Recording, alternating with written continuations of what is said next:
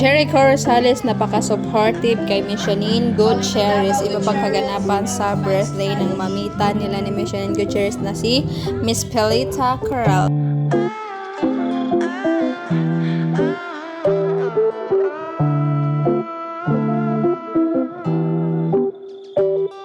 Mr. Jericho Rosales napaka-supportive kay Miss Janine Gutierrez present sa birthday ng kanilang mamintang si Miss Pelita Corrales.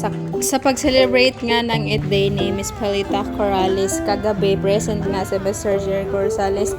Naghandog pa nga ng kanta para kay Miss Pelita Corrales. Samantala, iba pang kaganapan sa birthday celebration kagabi. Dinayo pa nga ni Miss Dulcie from Cebu to Manila para lang sa birthday ni Miss Pelita Corrales. Happiest birthday once again, Miss Pelita Corrales. Of course, di mawawala yung picture taking. Samantala, Janine Gutierrez naghahanda na sa kanilang paglipad. Yes, lilipad sila. Charing lang. Of course, sasakay guys with Team Love Diaz para sa Cantos Mia Movie sa Venice Film Festival. So, bukas na nga nakaschedule ang paglipad nila ni Miss Janine Gutierrez with Team Love. Of course, present si Miss Hazel Orencia and si Sir Ronnie Lazaro, guys. So, ayan si Sir Ricky Davao. Pinapa-approve ang kanyang lola na siya yung favorite apo na pareak.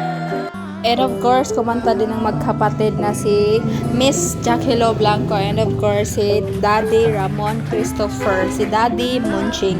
So nagbahagi nga si Sir Eddie Gutierrez kagabi na sinabi nga niya na medyo nagtatalo pa sila Daddy ni Miss Pelita Corrales sa about sa pangalan ni Daddy Munching. Kaya naging Ramon Christopher. Gusto daw kasi ni Miss Pelita Corrales dati yung pangalan ni Daddy Munching is Ramon. Then gusto niya naman is Christopher. Kaya para walang mag-aaway, so dalawa yung pangalan ni Daddy Munching. Kaya naging Ramon Christopher ang naging resulta sa pagmamahala ni Sir Ede and ni Miss Pelita Corrales. Ayun guys, ingat, love lots.